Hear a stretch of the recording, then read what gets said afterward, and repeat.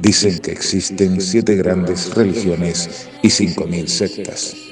Nosotros, los gnósticos, afirmamos que solo existe una sola gran religión, y esta es la verdad. Creemos firmemente que solo aquel que vivencia la verdad es profundamente religioso.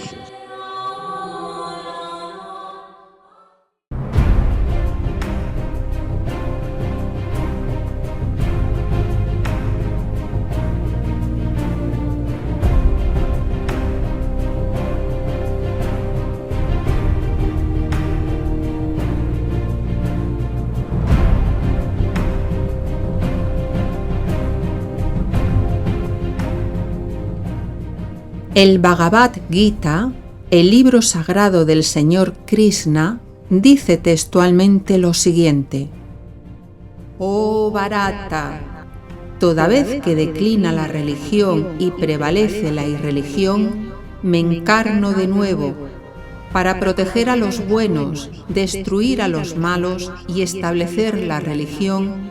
Me reencarno en distintas épocas. El círculo consciente de la humanidad solar envía al mundo físico a los divinos mensajeros. Jesús el Cristo, Buda, Mahoma, Hermes, Zoroastro, Confucio, Fuji, etc., fueron hombres que en determinado momento de la historia supieron comprender su verdadera vocación y se sintieron llamados por la voz interior que emana del ser.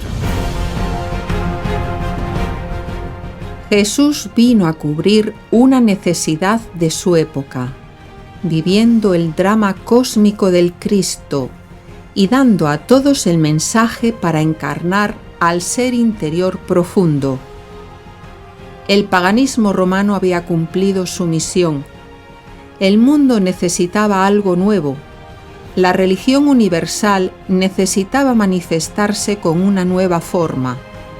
Jesús fue entonces el iniciador de esa nueva era. Jesús el Cristo fue de hecho el héroe divino de la nueva edad.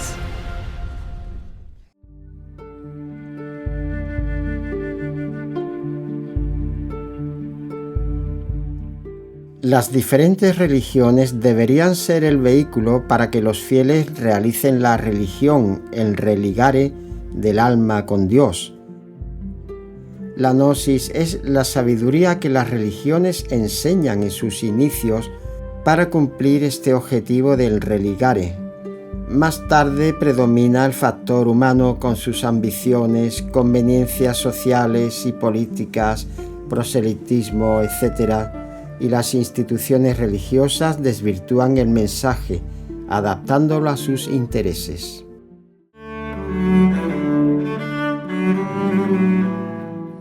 ¿Qué es la gnosis? Gnosis significa conocimiento, que es lo opuesto de agnoia, es decir, ignorancia.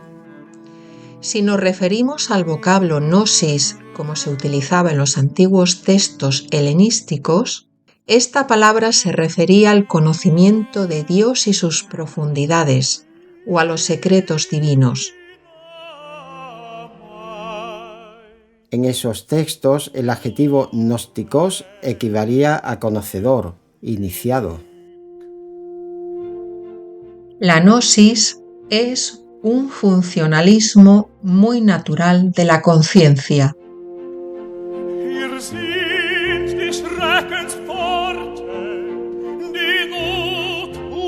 Cuando la verdadera conciencia de un ser humano se expresa con símbolos, alegorías, parábolas, etc., ahí está la gnosis.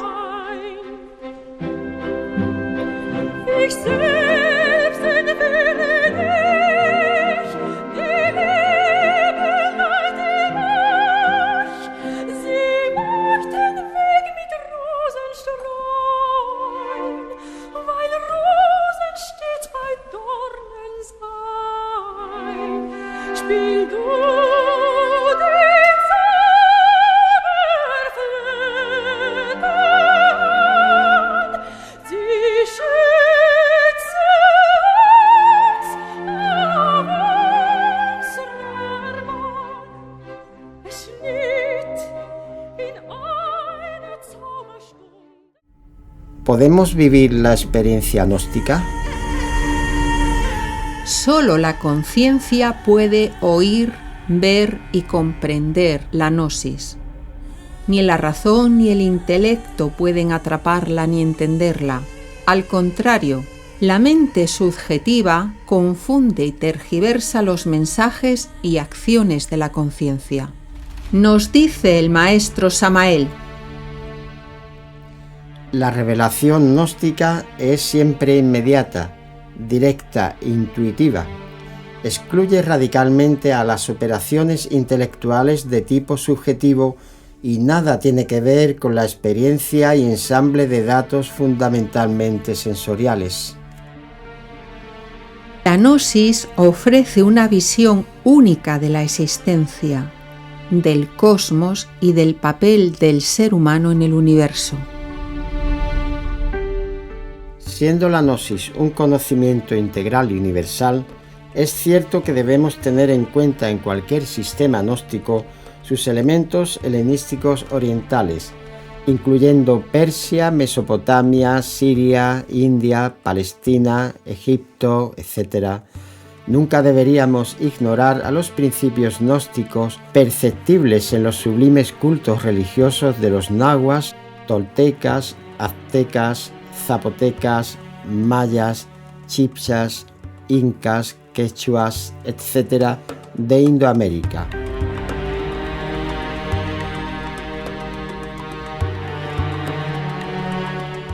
La gnosis está presente en la formación de los imperios, reinos, civilizaciones.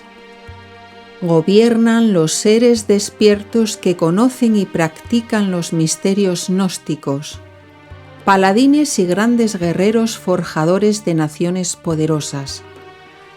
La poderosa civilización egipcia es la plasmación en el mundo físico de los principios gnósticos, conducidos por faraones y sacerdotes, gente despierta. Muchos de ellos son seres autorrealizados.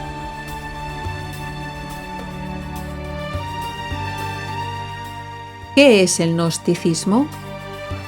La palabra gnosticismo fue creada en el siglo XVIII y hace referencia al conjunto de sistemas gnósticos cristianos que florecieron en los primeros siglos de la era cristiana. Nosotros extendemos este concepto a todas las manifestaciones y sistemas de los grupos gnósticos a lo largo de la historia, siempre con diferentes nombres: catarismo, templarios, rosacruces, primeros masones, etc. El gnosticismo es el conjunto de sistemas o corrientes dedicadas al estudio de la gnosis. De la palabra gnosis deriva la palabra gnosticismo, que va a englobar a todos aquellos sistemas que se dediquen a su estudio, y nos da también la palabra gnósticos, que significa los que conocen, los que saben. Nosotros solo somos estudiantes de la gnosis. Profundizando en su contenido, el maestro Samael nos aclara: el gnosticismo es una serie coherente, clara, precisa, de elementos fundamentales verificables mediante la experiencia mística directa, y también un proceso religioso muy íntimo, natural y profundo, esoterismo auténtico, doctrina extraordinaria que fundamentalmente adopta la forma de mito y a veces como relato mitológico. Veamos ahora cómo fueron los inicios del gnosticismo cristiano. ¿Quién fue realmente Jesús el Cristo? Jesús el Cristo no es el enviado de Logos para dar el conocimiento de las cosas divinas o gnosis. Jesús es el mismo Logos que baja para dar la doctrina solar, la gnosis, con cuerpo físico. Él da directamente a la humanidad la gran religión cósmica universal, que cada nueva era se renueva adoptando una nueva forma, pero conservando sus principios eternos, los que siempre han sido, son y serán. Jesús, el Divino Maestro, es el instructor del mundo. La doctrina de Jesús es el esoterismo crístico, la religión solar de todas las edades y siglos. El gnosticismo enseñado por Jesús es la religión del sol, el cristianismo primeval de los dioses de la aurora. Si queremos de verdad la autorrealización íntima, estudiemos y practiquemos la gnosis. En el mensaje de Jesús hay enseñanzas de los esenios, nazarenos, peratas, etc. La mejor exposición de la doctrina secreta está en la síntesis gnóstica del hierofante Jesús el Cristo. Jesús viajó por India, Egipto, Tíbet, países donde se encontraban diseminadas las enseñanzas de la gran religión cósmica, para estudiarlas a fondo. En ellas están contenidas desde las enseñanzas de la yoga hindú y los misterios tibetanos hasta los grandes misterios egipcios, incas y aztecas. La doctrina del Cristo es la gnosis para auxilio de la humanidad. Terminada la misión del Maestro Jesús en el mundo físico, su trabajo continúa desde los mundos internos. Sus discípulas y discípulos, entre ellos su mujer, María Magdalena, se encargaron de transmitir y mantener puras sus enseñanzas.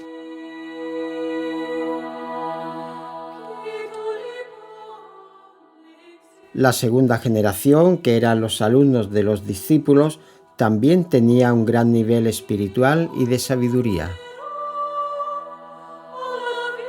¿Por qué la gnosis pasó a ser considerada herética?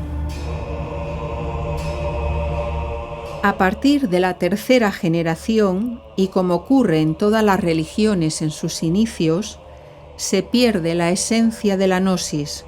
Hay dos causas principales. Por una parte, el abuso del intelecto, que convierte el conocimiento en erudición o sabiondez. Otra causa es el sometimiento de la enseñanza espiritual a los intereses económicos o de proselitismo. El mensaje sagrado se vulgariza y surge un hervidero de grupos, sectas y maestros con diferente criterio, hasta que llegó el paradójico momento de la historia de la espiritualidad en el mundo. La Iglesia Católica declaró al gnosticismo como herejía en el año 180 después de Cristo, con el obispo Ireneo de Lyon. El conocimiento original pasa a ser considerado herético. ¿Qué trasfondo hay en este proceso? Dice el maestro Samael: el gnosticismo cristiano de los primeros tiempos fue simbolizado por el pez. Lástima que millares de estudiantes de ocultismo hayan olvidado la gnosis del pez. La causa del fracaso pisciano se debió a elementos tenebrosos que traicionaron a la gnosis y predicaron ciertas doctrinas antinósticas o agnósticas, desechando la religión sabiduría y sumiendo a la humanidad en el materialismo. ¿Cómo sobrevive la gnosis a través del tiempo? Los maestros de los mundos internos son los encargados de mantener viva la llama. Organizan en el planeta la aparición de seres despiertos para dar el mensaje gnóstico de regeneración y autorrealización, siempre adaptado a su época y lugar. Algunas maestras y maestros mantienen la línea pura del Maestro Jesús. Son los gnósticos.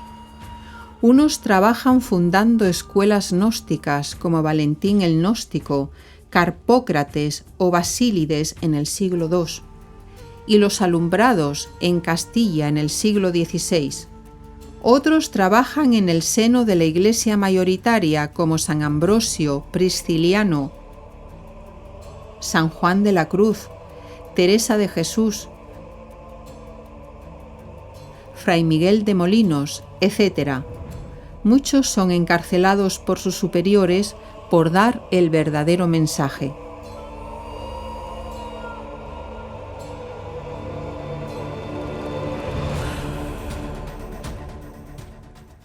¿Cuál fue el grupo gnóstico más poderoso? Los setianos. Como los esenios, son anteriores al mismo Jesús el Cristo y están presentes en los manuscritos de Nag Hammadi. Los setianos tenían la práctica sacramental como inseparable del conocimiento teórico y la vida comunitaria. La corriente setiana constituye la más resistente y tradicional de las tendencias gnósticas. Los setianos adoraban la gran luz y decían que el sol en sus emanaciones forma nido en nosotros y constituye la serpiente. Es una clara alusión al Kundalini de naturaleza solar. En conclusión, el gnosticismo es una corriente espiritual y filosófica que emergió en los primeros siglos de la era cristiana, impulsado por los apóstoles del Maestro Yeshua ben Pandirá, el gran Maestro Jesús, y se ha mantenido hasta nuestros días.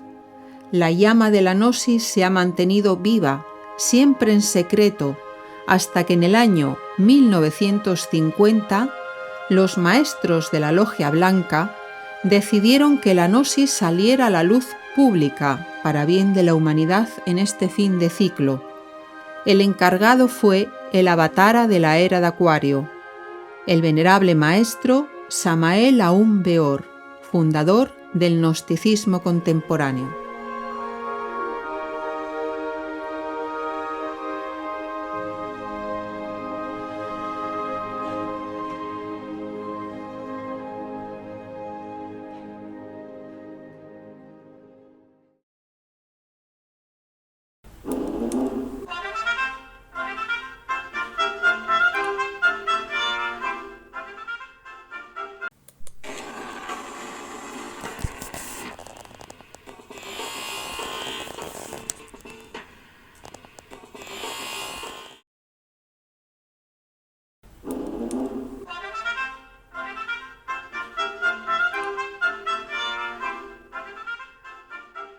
Diciembre de 1945.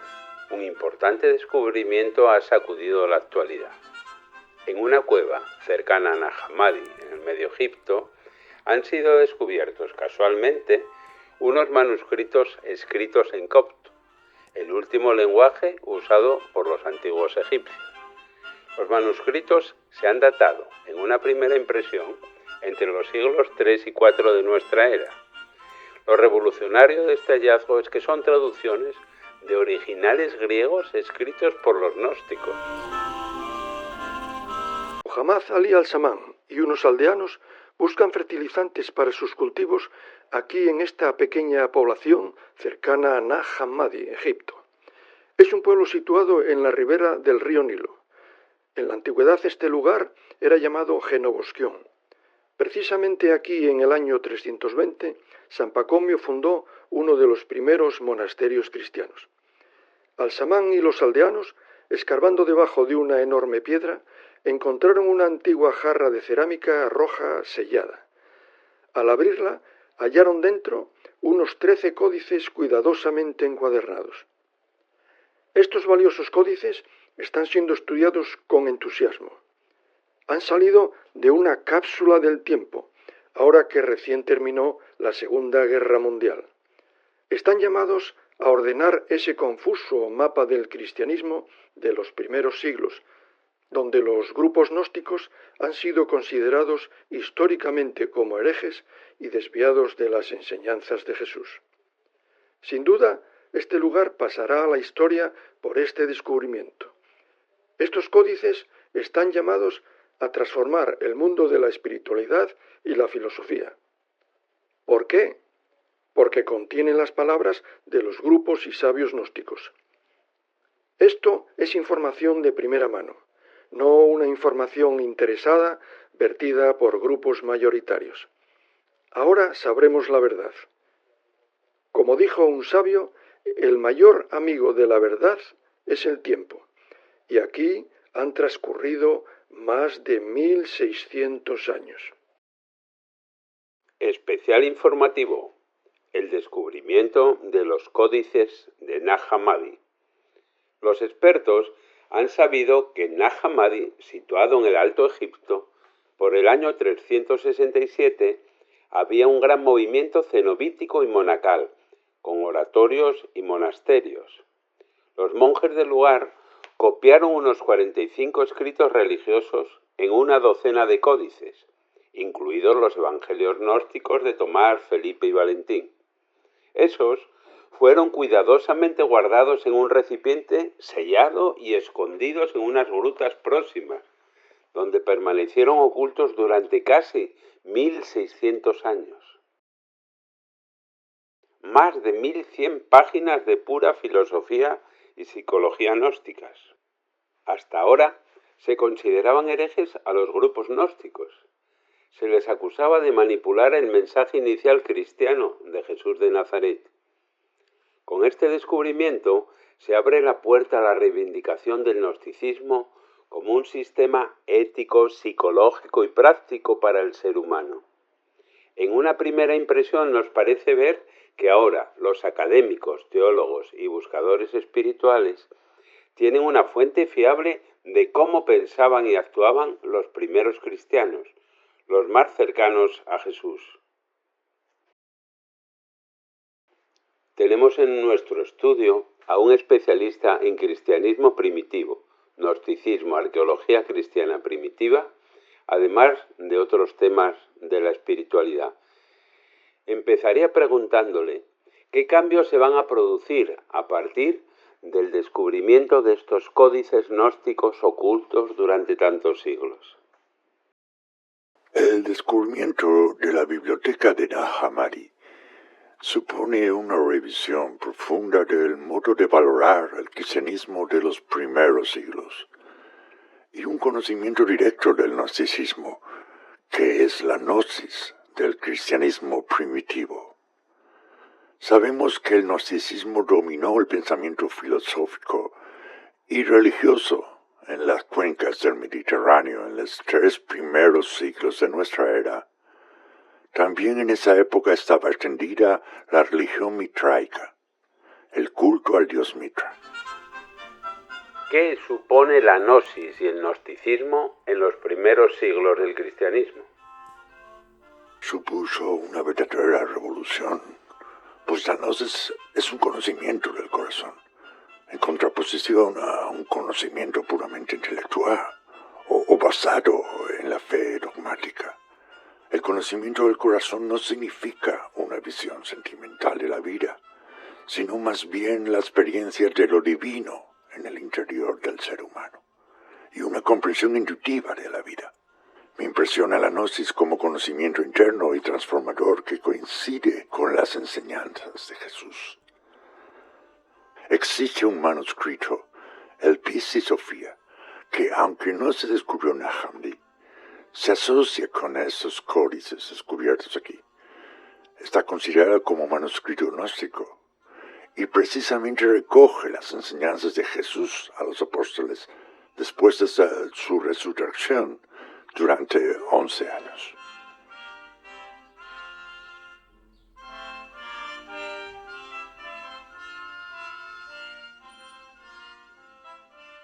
Gracias, señor. También contamos con una investigadora que precisamente está en el equipo de estudio de los papiros de Nag Hammadi. ¿Qué idea o tema le parece más interesante en estos textos?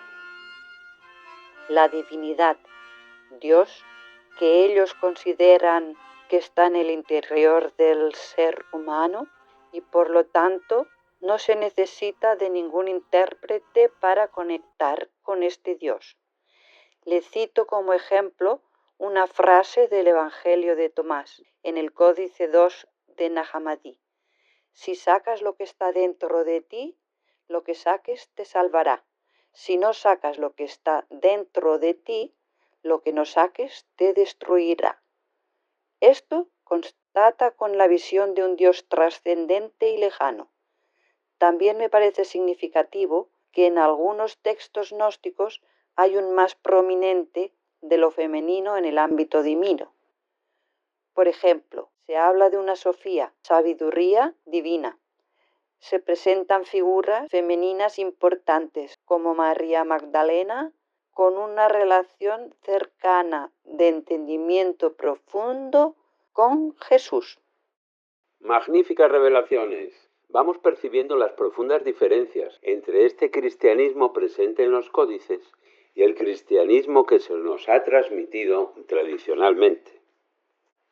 Y finalmente contamos con la presencia de un tercer especialista, colaborador principal en la edición de los papiros de Nag Hammadi para el gran público y fundamental en la edición del Evangelio de Tomás. Bienvenido. Para empezar, le pregunto por la afirmación que usted hizo en una universidad holandesa en el año 2000, que el gnosticismo está a punto de convertirse en la religión mundial del siglo XXI. Oh sí, porque veo que la mayoría de los estudiosos e investigadores jóvenes manifiestan un gran interés por este sistema religioso-filosófico, centrado en conocimientos esotéricos como medio de salvación.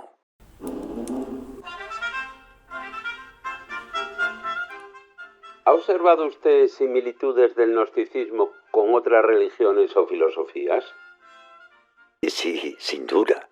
Hay relaciones evidentes entre el gnosticismo y algunas religiones orientales, como los Vedas, también los mitos griegos.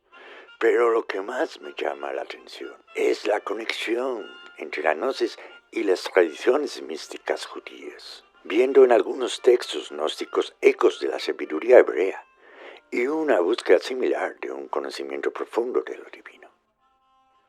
Los investigadores han llegado a alguna conclusión sobre quién escribió estos códices.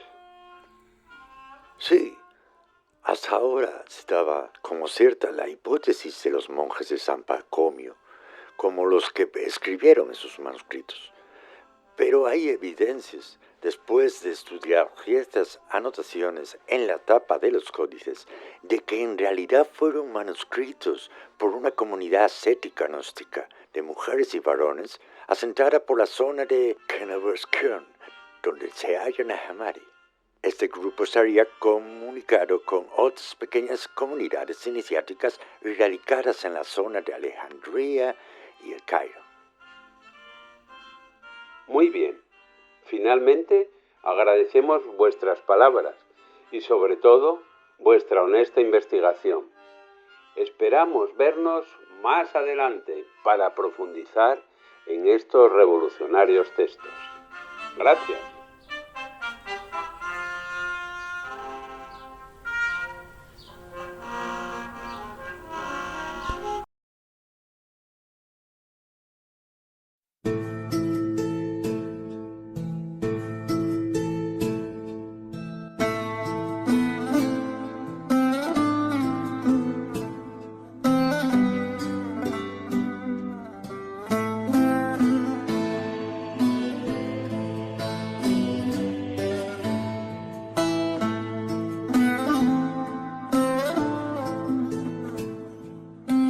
El que llegue a conocer de este modo, sabe de dónde ha venido y a dónde va. Sabe, como el ebrio que ha salido de la embriaguez, que se ha vuelto hacia sí y que ha recuperado lo propio de él.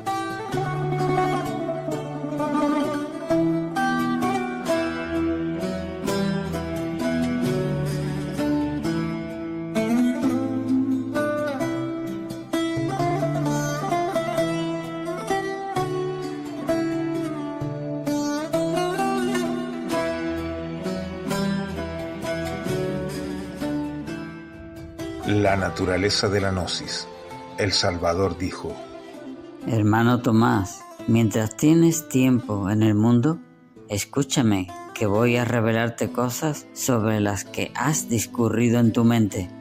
Puesto que te llaman mi hermano, no es conveniente que seas ignorante de ti mismo. Has comprendido que yo soy el conocimiento.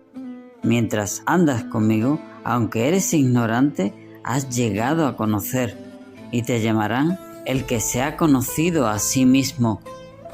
Pues el que no se ha conocido a sí mismo, no ha conocido nada, pero el que se ha conocido a sí mismo, ha comenzado ya a tener conocimiento sobre la profundidad del todo. La compañera del Salvador es María Magdalena. Cristo la amaba más que a todos los discípulos y la besaba a menudo en la boca. Los demás discípulos le preguntaban: ¿por qué la amas más que a todos nosotros? El Salvador respondió y les dijo: ¿por qué no os amo a vosotros como a ella?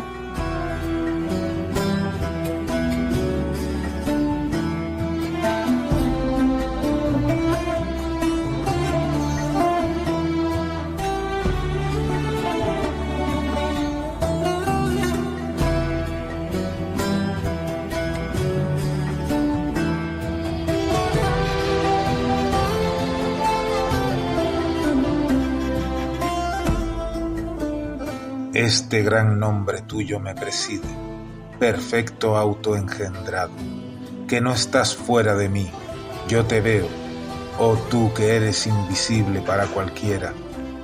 Ahora que te he conocido, me he mezclado con lo inmutable, me he armado con una armadura de luz, me he transformado en luz.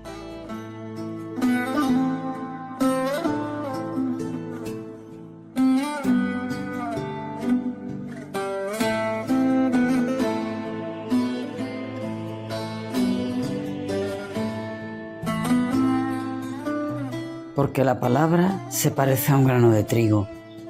Una vez que alguien la sembró, confió en él, y cuando brotó, lo amó, porque vio muchos granos en vez de uno. También guardó para sembrar. Del mismo modo, igualmente, podéis recibir el reino de los cielos. Si no lo recibís por medio del conocimiento gnosis, no lo podréis encontrar. Por esto os digo: estad atentos, no os engañéis.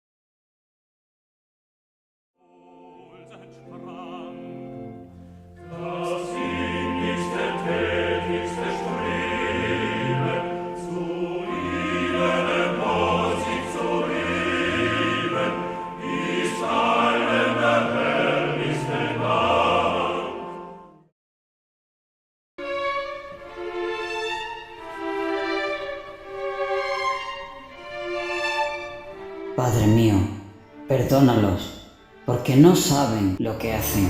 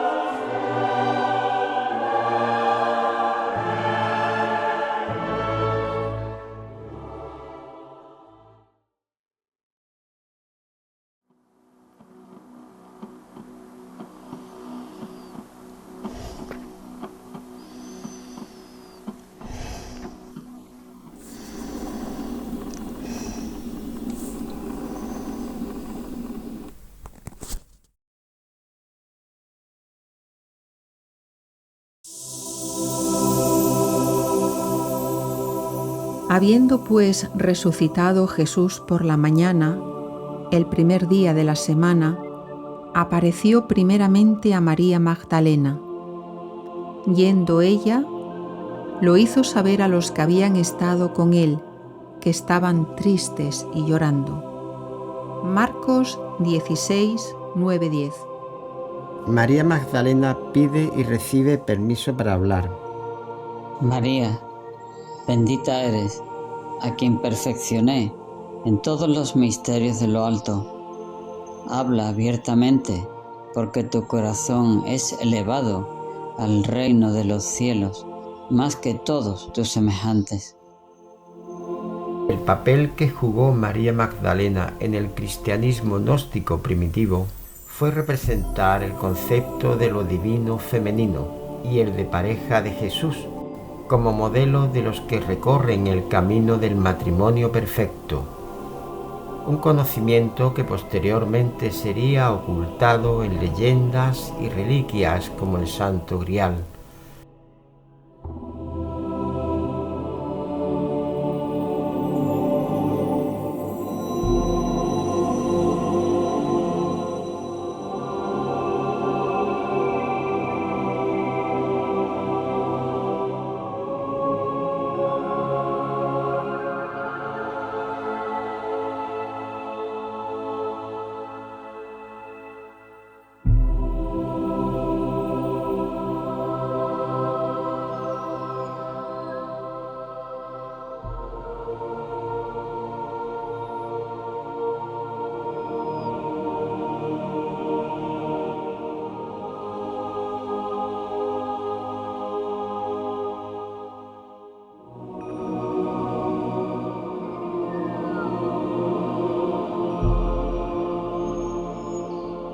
Gracias a la labor del maestro Samael es que podemos empezar a entender esta sublime obra del Pistis Sophia, que son las palabras del Redentor, del maestro más exaltado que ha visitado este planeta. El maestro Samael nos lo devela en un lenguaje sencillo y directo, explicando símbolos y alegorías que solo los iniciados y maestros podrían entender. Ahora viviremos la vida de estas palabras trascendentales con algunos ejemplos. Del libro El Pistis Sophia develado, obra póstuma del venerable maestro Samael Aún Weor. El Pistis Sophia develado, libro 1, capítulo 1. Y sucedió, cuando Jesús resucitó de entre los muertos, que pasó 11 años discurriendo con sus discípulos, instruyéndolos solo hasta las regiones del primer mandamiento y hasta las regiones del primer misterio. El Cristo íntimo instruye a la mente y al corazón. El primer misterio es Keter, el anciano de los días, tú lo sabes. Sucedió entonces, cuando la fuerza luminosa descendió sobre Jesús, que gradualmente lo envolvió por completo. Entonces Jesús ascendió a las alturas, brillando extraordinariamente en una luz inconmensurable, y los discípulos lo miraban y todos ellos guardaron profundo silencio. Esto sucedió en el 15º día de la luna, en el día en el cual la luna está llena, en el mes de Tibi. Incuestionablemente, es mediante el misterio 15, que es el del tifón Bafometo, como puede realizarse la ascensión del Cristo íntimo en nosotros.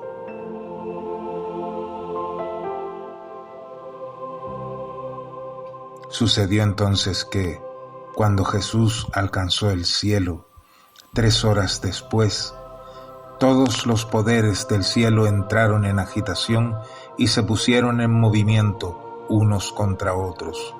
Ellos y todos los aeones y todas sus regiones y todas sus órdenes, y la tierra entera se agitó, y todos aquellos que la habitaban, y todos los hombres del mundo entraron en agitación, y también los discípulos, y todos pensaron, por ventura el mundo será arrollado.